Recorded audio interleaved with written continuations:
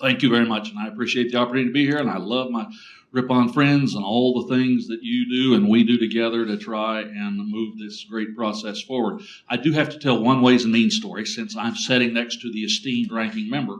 When I first joined Congress in 1994, I was a part of a little committee to review the process by which we operated, and Bill Archer was one of the members of that committee, the first Ways and Means Committee chairman Republican in 40-some years in 1995.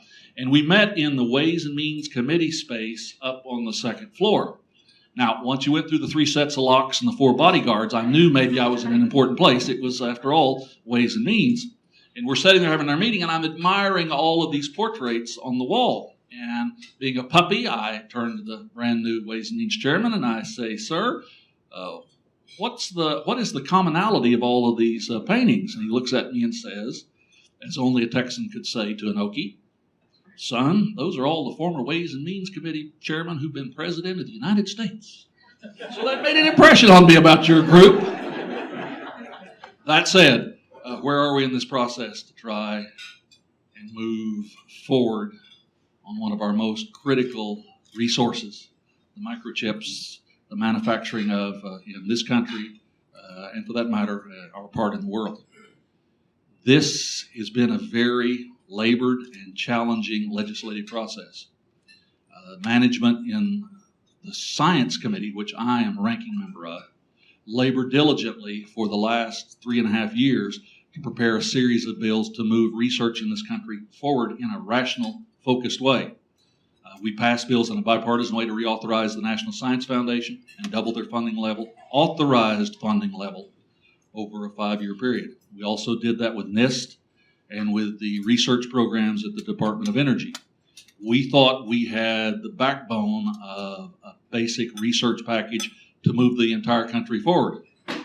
Along comes the chips issue, which has been bubbling and building for some time. And the majority leadership basically chose to ignore our work, and the Speaker's office put together their comprehensive package, which they moved across the floor earlier this year. And after much delay and angst, we went to a conference. Now, when you've got 100 conferees appointed to your conference committee, it is the most interesting process with that much input. And I think my fellow ranking member would attest to that, trying to put all the pieces together. We worked diligently on a comprehensive package to get to that point. Then along comes our brethren in the other body. That might be the last time I use brethren, but the folks in the other body, operating under a different legislative standard, and you know I tend to be a little bit to the point on these things, than the House, and they began that senatorial process of, can I say, throwing stuff up on the wall to see what would stick? And we're now awaiting that package. I can't give you a huge amount of details in what we'll see when the language comes to the floor, but I will tell you this. The need to make the fundamental investments in the capacity to produce the chips, the microprocessors, the resources we need in this country is important. And many of my Republican colleagues get super juiced about the national defense angle. That's entirely right. I've said in briefings where they've described the number of processors that go into some of the most basic, fundamental weapons systems that we use. It's incredible what is required to make those things work. And apparently, by popular media report, the Russians are discovering in a growing fashion that they're very effective, but you have to have the components to make those work. I'm an Aggie. I'm from an ag district, oil and gas. I can tell you that it's not just the inability to buy automobiles, farm trucks, or cars, or trucks based on these same critical resource shortages. But you can't buy a tractor. They're full of processors, too. You can't buy anything. So the need is there. How do we get to that point? Our friends in the Senate have used I would use a term we used in the state legislature, shuck the bill, and are building a bill to, in theory, bring back to us in the United States House. It is, in essence, the items from the conference committee and committee work, but it's in a separate piece of legislation. If they are successful in doing that, and the vote by an overwhelming number of senators this week to begin the process is an indication that they have forward momentum. My understanding is the guardrails that we have discussed on protecting the taxpayers' investments, I believe they'll be there. I believe as of this moment, the language dealing with funding at National Science and NIST and DOE will be there. I believe there are many, many great things. And if my understanding is correct, enough to build both a majority in the House and the Senate. But I must tell you as a ranking member, I'm waiting for that magic piece of paper that gets filed on the floor in the United States Senate. I'm waiting for the electronic transmission of details so we can verify. Now, my friends may have some very focused opinions about some components, and I listen with great enthusiasm to what the ranking member on Ways and Means is about to say. But do we need to do this? Yes. But we have to do it in a way that we can live with the result and we can explain it back home. With that, sir, I turn to you for the insight. Great. Well, I'm not sure I can add lots, Frank. For Jim, thank you for your leadership for Ripon and Franklin Center. And looking back 26 years, I think Frank and I would agree this is one of the best parts of Congress right here. I mean, the role you play, educational, building relationships, spotlighting both people, policies, and ideas are just key. And thank you, too, for all the supporters. Ripon, so many of you have been doing this for so many years. But from our standpoint, I think it's one of the most positive, really an iconic part of Capitol Hill. So thank you, first and foremost. I love seeing my roommate, Pete Stauber, here from Minnesota. He's the first one up every morning, just so you know. Works hard, works late, and bounces up before the rest of it. And, you really get to know someone when you're rooming with him, and just Pete's character and the work he does on so many issues. So good to see you here. Thank you, Mr. Chair. You're welcome. And I really have a great team on Ways and Means working on this China bill. Adrian Smith is here. Adrian, as you know, is headed tax, headed trade, headed our efforts to welfare reform, to reconnect people to jobs here in America. And Adrian, thank you for being here. We're joined as well by the rest of our team, Carol Miller, Darren LaHood, who just gave me a call. He just had a conflict pop up here, and then Vern Buchanan. So that's our China team here on this bill, and they do great work as well. So look, here's the elephant in the room. We know why we're here. We know why Congress is focused. We know why K Street is so engaged, and why it all comes to a head next week. And I know it is the congressional baseball game. So, in my being hanged in the Ways and Means room. By the way, we're going to win that baseball game, just so you know. Man, we are built. So my timing's perfect. There's a youth movement. It is really good. We're going to play well. And just so you know, many of you are sponsors, but next week, I think we've already raised $1.5 million to go to charity here, Boys and Girls Club, Inner City Youth, the Youth Academy. It's just a great prize. We expect 15,000 to 20,000 people, and so it's going to be a terrific day. And our leadoff hitter, Steve Scalise, in our scrimmage last night, hammered the ball 3 times. So we're starting with strength right there. So it's going to be a fun game as well. So look, I think, you start every conference committee with really what are your measurements of success? And for us, Ways and Means Committee, and Adrian chime in here, but our measurement is, does this counter China's economic aggression around the world? Does it confront their predatory trade practices?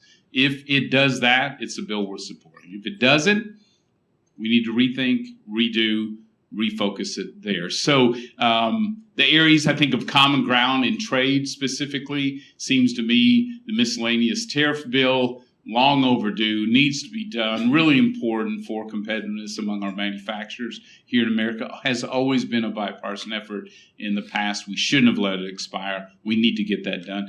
GSP is really about, helping poor countries, sell into the U.S. It's mostly one way, but it's a good one-way sale into the United States. Again, it's important to help lift them out of poverty, and eventually, we hope, lead to two-way trade. We think that's very important.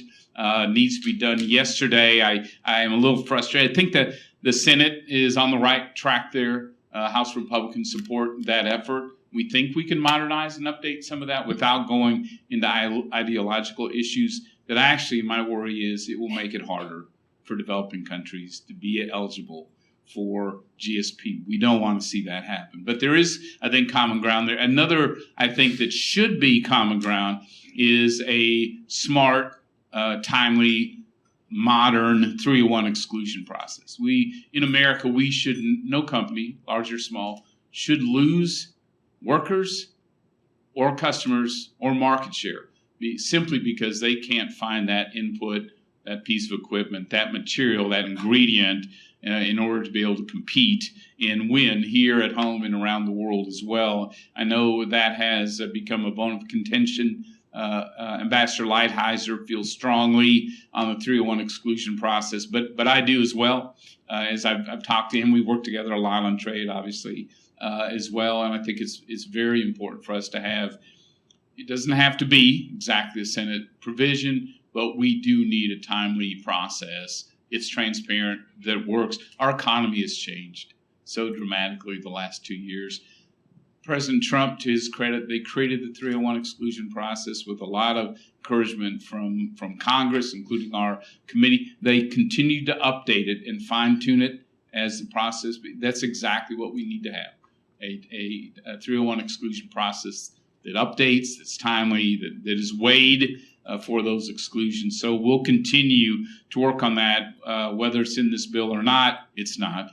We're going to continue to work in those areas of common ground. And Chairman Neal and I, he's been a terrific chairman. We have worked hard to find common ground. We're going to continue to work to find common ground. Are there some big challenges in the trade area? Yes. Our Democrat colleagues, their number one priority is expanding and extending trade adjustment assistance.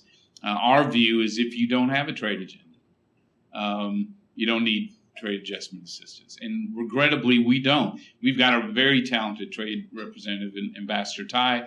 We think she could be very successful in opening up new markets for customers around the world. The president's view really is our biggest worry is they've imposed a moratorium on new trade agreements that open up markets, hold other countries accountable here. I think it's a mistake. America needs to be leading on trade. We hear it all throughout the world.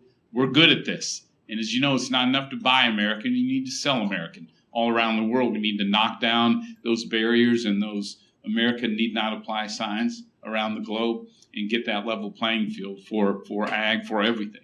And so our view as Republicans, trade adjustment assistance has always been linked to a pro-growth trade agenda, and until it is, we won't be supporting it. And by the way, I should have started out the right way.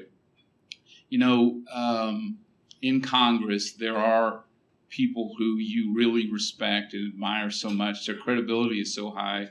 They've done their work. And for others, we can follow their leadership. Frank Lucas is that guy.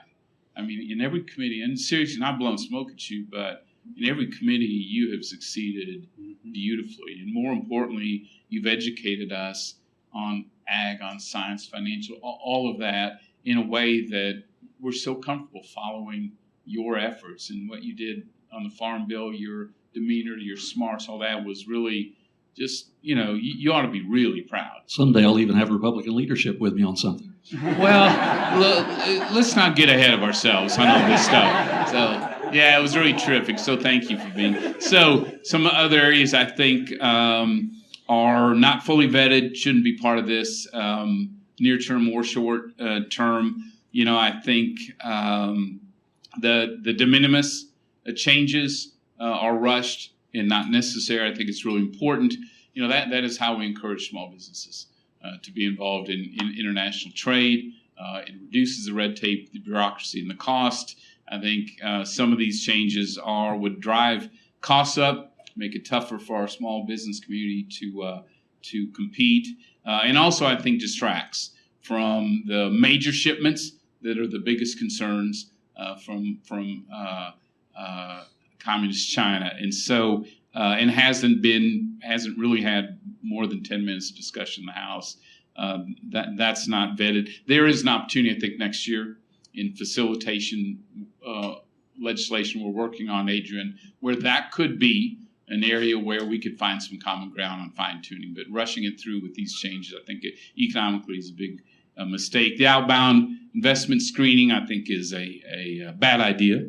in my view. I think, look, I am loath. Okay, no one ever says that word out loud, but I'm loath to give any administration the power to block legal investments, or worse, to force companies to divest and wind back legal investments. I think that is a big mistake. There's better ways to tackle this, between export controls, direct sanctions that are clear, and transparency. I'm really comfortable with pulling back the curtain on investments into China that end up in bad actors' hands. Pull that curtain back, let everyone know exactly where those investments add up. I think that'll have the effect, frankly, we need. And so I'm strongly opposed to that. And then there's a third one. Oh, yeah, trade remedy laws. Look, our trade remedy process is complicated. Words matter. And I think here, any update of it needs to be thoroughly vetted. In the House, another issue we haven't spent 5 minutes on at all. These are big changes that I think in some ways could tilt the playing field one side or another. May not take in effect the whole impact on the economy. I think that's important in our trade remedy laws. So I think those issues either have policy challenges or really a lot of work left to be done in those areas. And then I think obviously I have a different view. Let me talk about chips and the tax title of it. So that's really in our space. That's where we work. First, I think we have a semiconductor industry we can be very proud of. They are world leaders. They sell nearly half of all the chips around the world. Second place is South Korea with less than half of that, about 20%. China, it's got 5%. They import most of what they use. Taiwan's about a little more than that, 7%. We have an industry that's been growing production for the last 20 years. They're so good at this. They're one of our top 4 exports in America. We are good. This is an industry that's growing and investing. And I think in many ways a world leader in some of the design, in the fabrication, in the equipment that goes with it, and the packaging as well. So this is a very strong industry, certainly not one that's on its heels. We want to see it grow. We want to see it grow here in the U.S. My view, my biggest objection to this on the tax side is that China's Made in China 2025 economic plan targets 10 of our major industries and technologies, from robotics to artificial intelligence to biotechnology to ag, innovation, transportation, and energy innovation. Any tax title, in my view, needs to muscle up incentives for all of these industries to be able to compete and win against China. To me, I think we miss an opportunity if we cede 9 of those industries to China while helping one. That's why Republicans proposed ideas that would help both the chip industry here in America, but these other industries as well. Some of those were for discussion purposes. We really think we need to double the R&D tax credit. When it began in the 80s, it was one of the best in the world. We've slipped about 25, 26 thereby. Expensing, make sure that it is extended to 100% R&D, getting the full part of that. There's some other issues as well there on how those investments are used or how that tax credit. Bottom line is tax credits are designed to help an industry where a product is not yet proven, financing can't be acquired, and we don't know if there's a market. That doesn't fit any of the, thanks to the strength of our semiconductor industry, doesn't fill any of the criteria, in my view, that the tax credits should be used for. I know we've got some different views here, and we are going to continue to push for tax approaches that allow all of our industries to compete better and win against China's economic plans.